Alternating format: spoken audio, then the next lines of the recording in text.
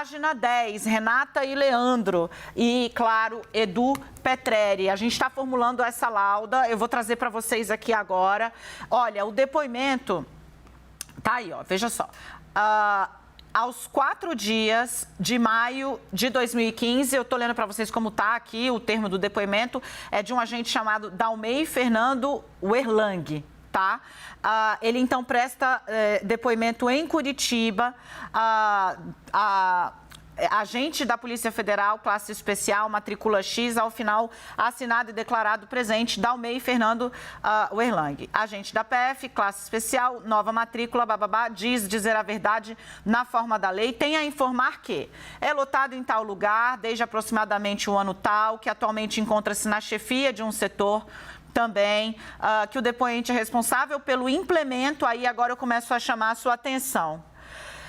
É responsável pelo implemento de medidas de inteligência envolvendo equipamentos de captação de áudio e ou vídeo, que lhe são demandadas pela chefia, que no ano passado recebeu uma visita em sua sala do delegado de Polícia Federal, que ele dá o nome, acompanhado do delegado de Polícia Federal, Igor Romário, esse era famoso porque era o chefe da PF na Força Tarefa da Lava Jato, e de um outro delegado, solicitando que implementasse com urgência, atenção, que no ano passado, isso foi em maio de 2015, ano passado é 2014, Lava Jato, portanto, que, tá aqui, ó, recebeu delegados tal, solicitando que implementasse com urgência uma escuta ambiental na cela de custódia a ser designada pelo delegado de Polícia Federal, Igor, que era o chefe da PF na Força Tarefa da Lava Jato, que já estava pré-combinada com outro agente,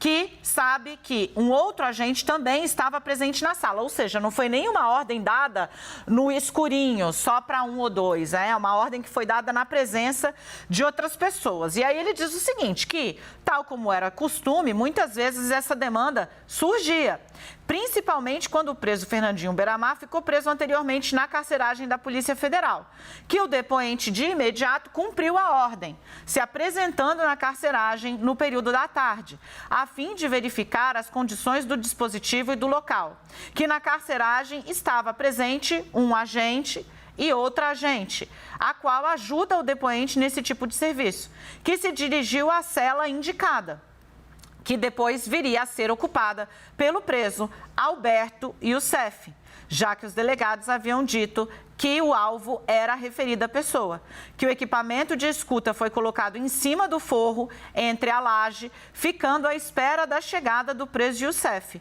que o acionamento de captação do áudio foi feito a partir daquele momento em que foi instalado. Gente, isso é 2014, tá? Mas que era possível ativar e desativar remotamente, que a partir do momento em que recebeu a ordem para colocar fulano e fulano, era a responsabilidade de obter os dados do áudio, que periodicamente, a cada 24 horas, ele baixava o áudio, no mais tardar em 48 horas, e gravava num pendrive e entregava dentro de tais períodos para o delegado da Polícia Federal, que ele entregava esse pendrive e levava um outro em branco, sendo que essa era a rotina por um período, ele não se lembra de quanto tempo, não sendo muito longo, sendo que o delegado, inclusive, reclamou da qualidade do áudio, que não estava muito boa e que poderia interromper a escuta após um decurso de um certo tempo já instalado, que antes dele desligar o equipamento, ele já havia sido encontrado pelos presos na cela. Eu começo com você, Renata Agostini. Tem diversos nomes que são citados aqui, que são nomes célebres da Operação Lava Jato. E aí a Dani traz esse trecho que ele vai narrando como que ele foi, então, instado, como chegou a ordem para que ele instalasse essa escuta na cela de Youssef. Portanto, em consonância e corroborando o relato que o próprio Youssef já tinha feito lá atrás e fez, então, provocando essa sindicância, porque ele diz encontrar essa escuta, corroborando e em sintonia com o depoimento do preso, que disse ter visto a movimentação e a instalação dessa escuta telefônica e, então, ter alertado o Youssef. Não só isso, que diz que depois sofreu ameaças para retirar esse relato da própria apuração da PF sobre o caso. E aí, quando esse agente está descrevendo a ordem que ele recebeu, ele cita diversos nomes muito importantes. Primeiro, ele cita o nome do Rosalvo, né? Ele fala o do DPF Rosalvo. Rosalvo Franco, ele foi superintendente da Polícia Federal durante o período da Lava Jato lá no Paraná, nos anos a partir de 2013 até 2017, se eu não me engano, eu já checo para vocês, mas num período muito central da Lava Jato. E veja, por que é tão importante não só a gente situar isso? Porque a gente está falando ele está citando alguém numa posição hierárquica importante, que assumiu, né, um papel de destaque na PF lá no Paraná naquela ocasião, e alguém que depois se tornou próximo de Sérgio Moro. Por quê? Rosalvo chegou a participar do governo de transição, chamado por Sérgio Moro quando ele veio para o governo Jair Bolsonaro. É bem lembrado, Renata. Era alguém que tinha uma notável conexão com Sérgio Moro, ou alguém que depois construiu essa conexão. Ele cita também aí, Dani, enquanto lia, já citou logo a questão o fato de Igor Romário também ser um nome conhecido. Sim, um delegado da Polícia Federal que esteve à frente de dezenas de fases de operações da Polícia Federal lá no Paraná, como coordenador dessas fases do lado da Polícia Federal. Porque a gente sempre ouvia, coordenador da Lava Jato, Deltan Dallagnol. Deltan era do Ministério Público, aqui a gente está falando da Polícia Federal. Igor Romário também tinha um cargo de destaque. Ele cita depois, apesar dele não dar o sobrenome, ele cita a delegada Érica, e a grafia aqui, Érica com K. Érica Marena. Né? Deixa só porque eu estou lendo aqui, como eu falei, né? Eu peço licença ao telespectador, mas a informação vem em primeiro lugar, porque o agente vai além nesse depoimento. Eu peço para vocês, na página 11, acompanharem comigo, mais aqui abaixo, não dá nem para eu tratar em parágrafo, porque depoimento da PF geralmente vem num tomadão só, sabe, gente? Um seguido do outro. Aí, mas olha aqui embaixo, olha, que ele foi para uma missão em Minas Gerais, quando encontram a escuta na cela, né? E aí ele diz, né, que recebeu uma mensagem via WhatsApp do Youssef segurando o equipamento, aquela foto célebre, para que ele informasse se o dispositivo era o que havia sido colocado. Ele deu indicativos de que era o equipamento, sim. E aí ele retorna de viagem que ele estava fazendo em missão em Minas Gerais, e aí ele diz o seguinte, ó, que um dia o DPF, delegado de Polícia Federal, Igor Romário, compareceu à sua sala para tratar desse assunto da escuta na cela do Youssef, sendo que no momento da conversa, o depoente, ou seja, esse agente que recebeu ordem para colocar a escuta, pergunta se havia alvará para aquela situação, ou seja, se tinha ordem, se era legal, sendo que o DPF disse, pior que não.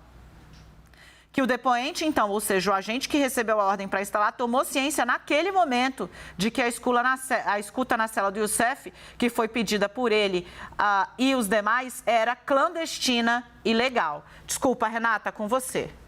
Imagina, é importantíssimo mesmo esse trecho, porque o que ele está dizendo é que sim, fiz.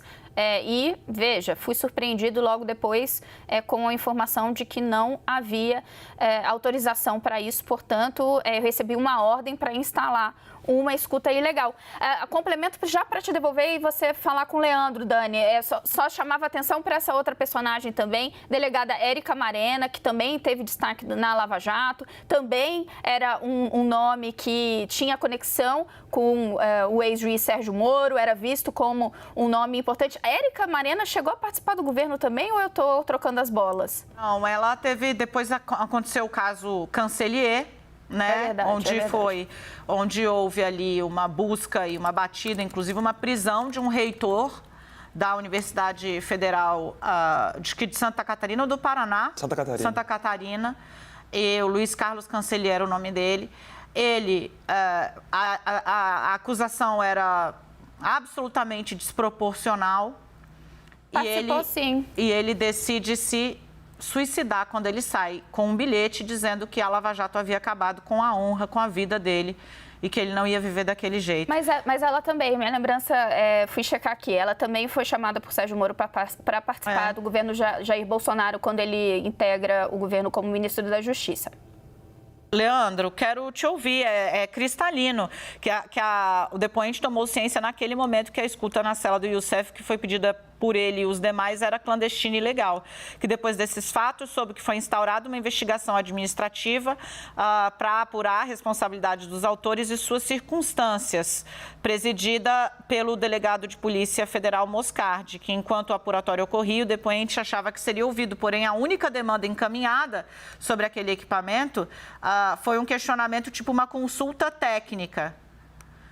E mais outros 2 quesitos a respeito, que ele informou os quesitos, esclareceu que não sabe mais nada desse apuratório, a não ser que achava que seria ouvido a qualquer momento, porém isso não ocorreu. O que mostra como a primeira sindicância, Leandro, foi a sindicância que deu ali a desculpa de que a escuta tinha sido colocada na época do Fernandinho Beiramar e havia, digamos assim, sido esquecida, entendeu? Inoperante. O que ficou claro aqui no depoimento do agente que o Ministério da Justiça, a Corregedoria da Polícia tem, não era verdade. E o que esse agente diz na sequência é de que a primeira sindicância sobre esse assunto terminou sem que ele fosse ouvido e sem que ninguém fosse responsabilizado.